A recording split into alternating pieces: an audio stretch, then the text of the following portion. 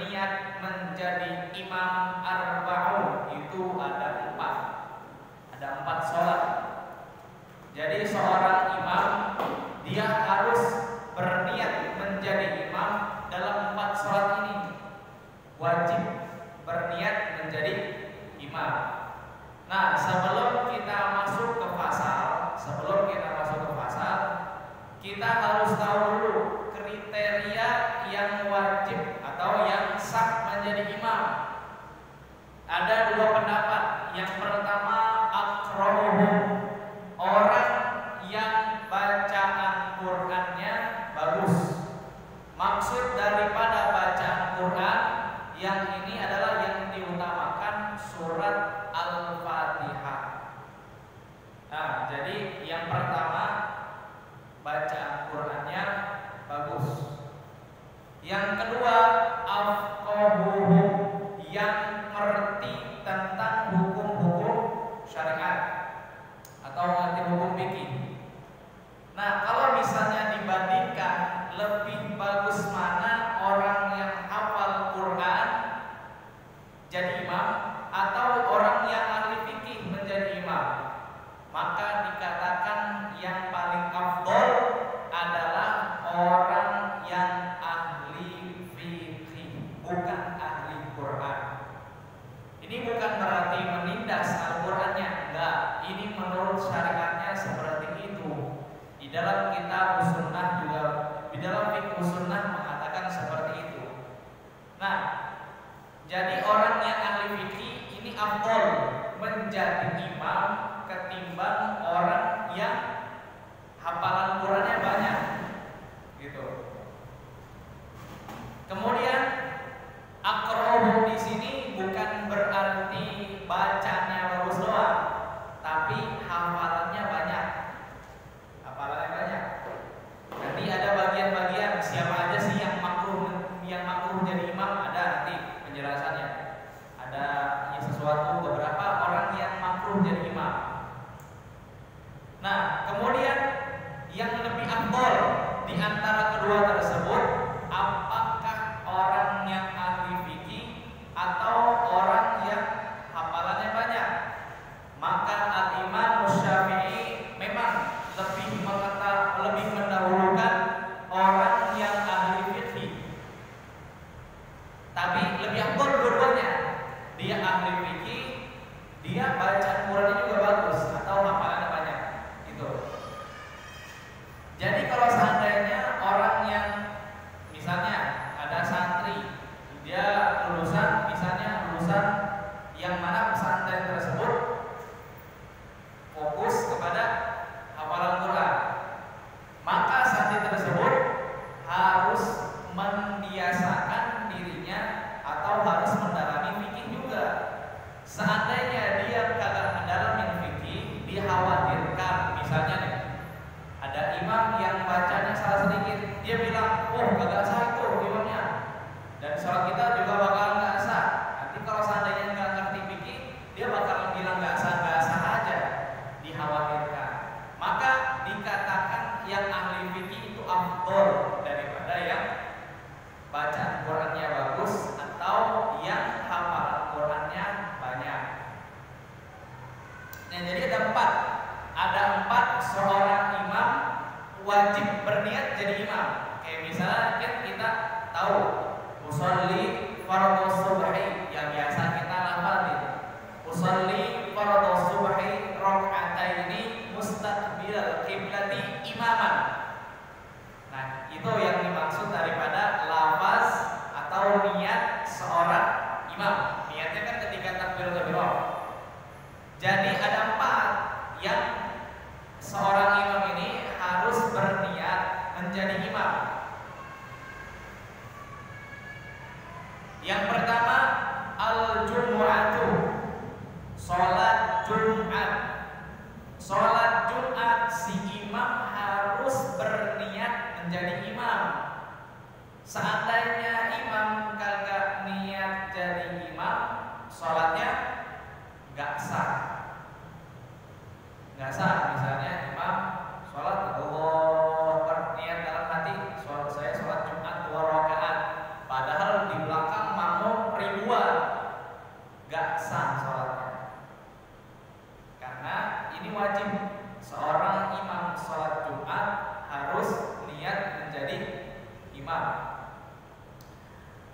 Nah, kalau seandainya imam misalnya lupa, misalnya udah pengen baca bismillah, wajib diulang apa enggak? Misalnya apa, imam sholat Jumat, udah bismillahirrahmanirrahim, dia ingat, oh iya di belakang ada makmum. Tadi niatnya sholat sendiri, wajib diulang takbir apa enggak? Wajib. Kenapa? Karena kalau dia kagak niat imam, yang belakang ini kasihan, yang di belakang kasihan. Kalau misalnya begini permasalahan, misalnya ada permasalahan begini, seandainya ada seorang imam, di sini sebutkan kalau nawaha fi asna'i shalah hasalat lahu min hainin niyah faqat. Ada seorang imam di pertengahan sholat baru ingat misalnya di sholat 5 waktu maghrib, oh iya di belakang ada makmum, dia berdiri di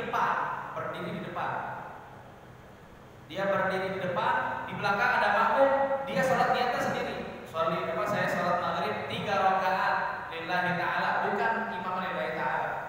Maka kalau seandainya sholat maghrib seperti itu bukan daripada sholat Jumat, nanti dia di pertengahan langsung udah saya jadi imam sekarang nih, baru ingat, nggak kenapa-napa.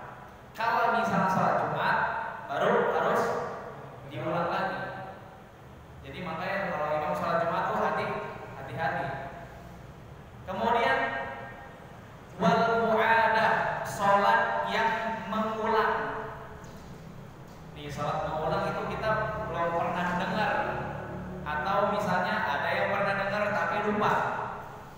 Sholat mengulang contohnya begini, kita lagi di tengah hutan, air nggak ada, kemudian kita pengen sholat zuhur, air nggak ada, kita boleh nggak pakai tayamum, pakai debu, nggak wudu pakai air, boleh banget, boleh.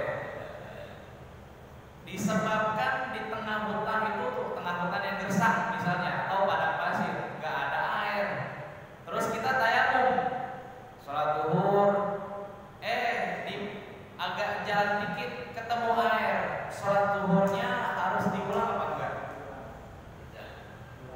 Sholatnya harus diulang apa enggak? Nah, kalau seandainya kita ketemu air yang mana waktu tersebut masih dalam waktu zuhur, maka harus diulang. Contoh kedua begini, kita di kereta atau di atas mobil, lagi di atas mobil atau di atas kereta, azan asar misalnya, pengen ke Jawa dari Jakarta jam 2 ke Tegal, pengen ke Tegal, di Pasar Senen jam 3 kita belum masuk waktu asar, jam 3:30 baru masuk waktu asar. Perjalanannya itu masih di Kota Bekasi, agak sana dikit Cikarang. Nah, kita sholat, namanya sholat ihtiramul waqti. Kita melakukan sholat asar untuk menghormati waktunya. Jadi kita kan itu kan sholat asar. Jangan bilang begini, aja lah pas sampai Tegal baru wudu nanti. Jangan begitu. Nah, kalau misalnya kita posisinya ada di atas kereta, nanti sholatnya misalnya nih, ini kan tempat duduk biasanya berhadapan, kalau di kereta berhadapan.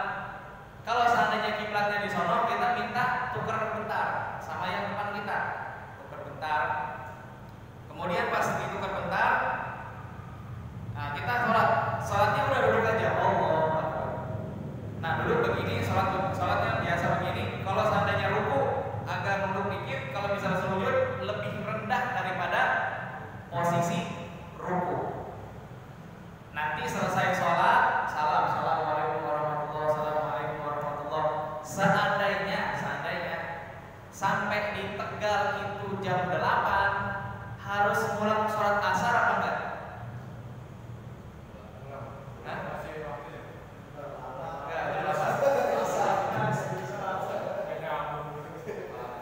Kalau sholat ihtiramul waqt, menghormati waktu, itu kudu diulang.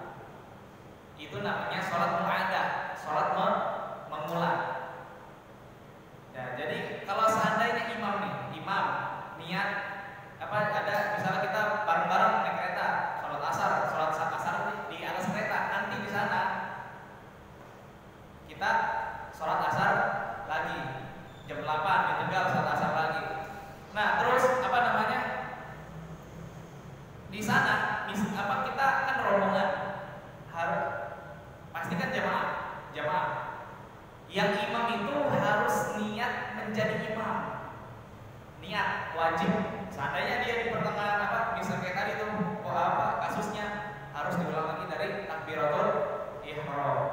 Itu namanya sholat pengulang. Kenapa sih di atas kereta kita harus sholat ihtiramul waqt? Kenapa nggak di akhir aja? Kan Allah Maha tahu kita lagi di perjalanan.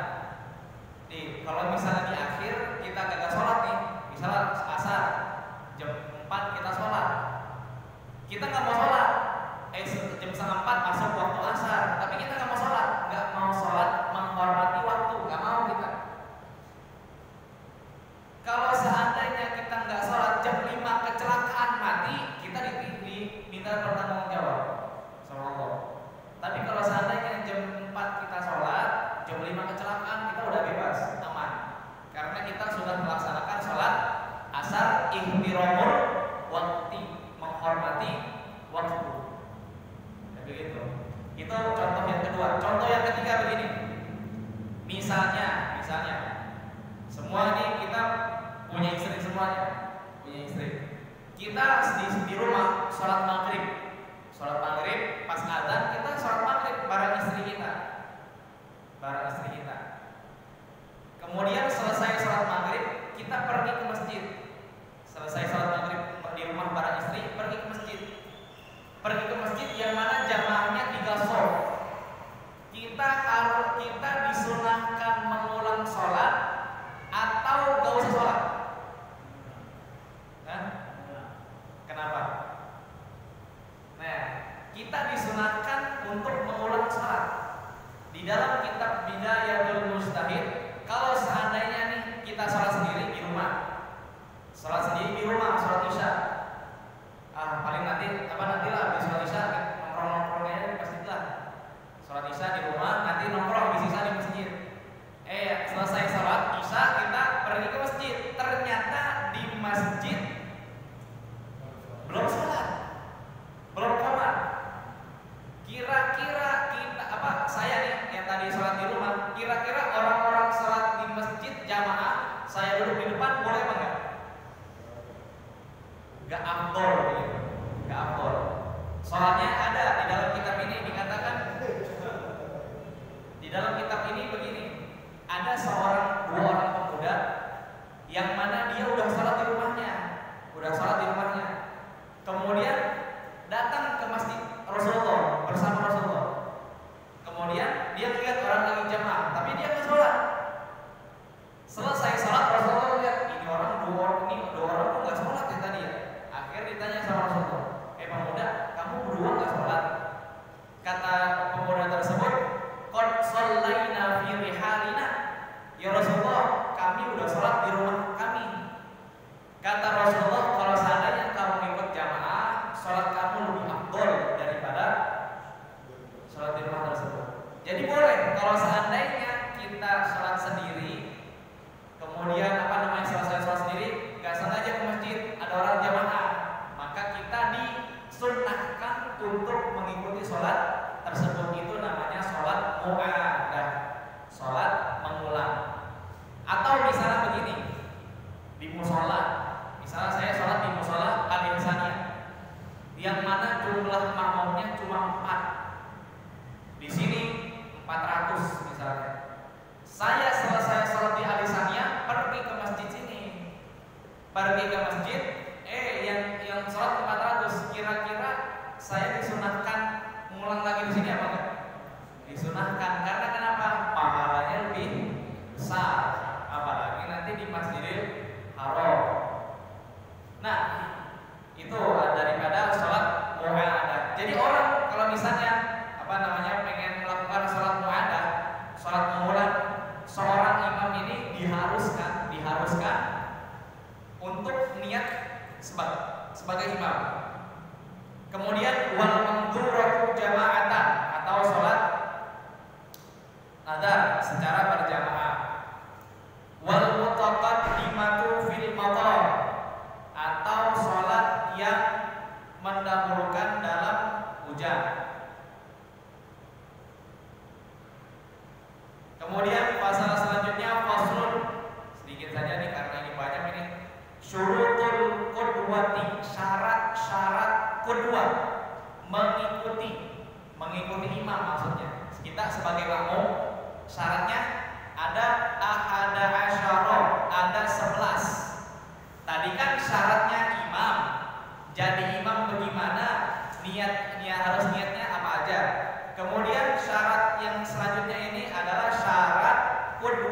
mengikuti imam. Jadi kita jangan asal ikut imam aja. Misalnya nih, gara-gara dia pakai gamis, gara-gara dia pakai baju jas, misalnya pakai jas, akhirnya kita jadiin dia imam. Padahal kita belum tahu kualitas pengetahuan dia seberapa gitu. Jadi jangan asal kita majuin imam, jangan asal. Seandainya begini, seandainya kita tahu ini apa namanya, ini orang gak beres nih. Tapi orang yang gak beres ini pengennya jadi imam terus, pengennya jadi orang imam terus. Jangankan jadi imam ya, orang nih kalau misalnya kagak tahu hukum sholat, syarat sahnya sholat, itu belum tentu sah sholatnya. Maaf nih, disebutkan dalam syarat sah sholat. Jadi orang ini sah melakukan sholat ada salah satu al-ilmu bi fardhiyatiha. Orang itu tahu mana fardu dalam sholat. Jadi orang kalau seandainya nggak tahu kefarduan dalam sholat, belum dikatakan sah. Ntar dia bilang al-fatihah kagak wajib, gitu. Itu kalau misalnya orang bilang al-fatihah kagak wajib, maka itu belum tentu orang itu sah sholatnya. Menurut madhab kita, Bismillahirrahmanirrahim dalam al-fatihah itu ayatun min ayatil fatihah, salah satu ayat daripada ayat-ayat surat al-fatihah.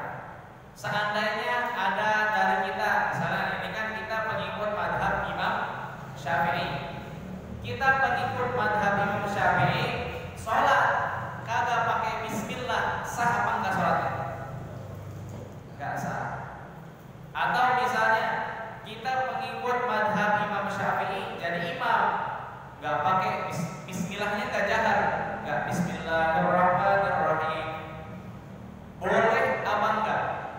Nggak boleh. Kenapa? Kita pengikut madhab Imam Syafi'i. Nah, seorang makmum harus tahu nih kriteria imam. Jadi jangan asal, misalnya kayak tadi kan apa, jangan mentang-mentang pakaiannya begitu terus dijadiin imam. Terus lihat dia itu pengetahuan agamanya sampai mana. Terus lihat dia belajar sama siapa. Jangan asal udah jadi imam aja, nggak ada yang lain gitu. Nah, kita yang tahu harus maju. Seandainya dia asal maju aja nih, misalnya ada makmum nih, ada seorang calon imam yang dia apa namanya pengetahuan agamanya dia nggak tahu nih, misalnya rukun sholatnya tahu apa enggak. Nah, tiba-tiba jadi imam, boleh nggak ditarik ke belakang?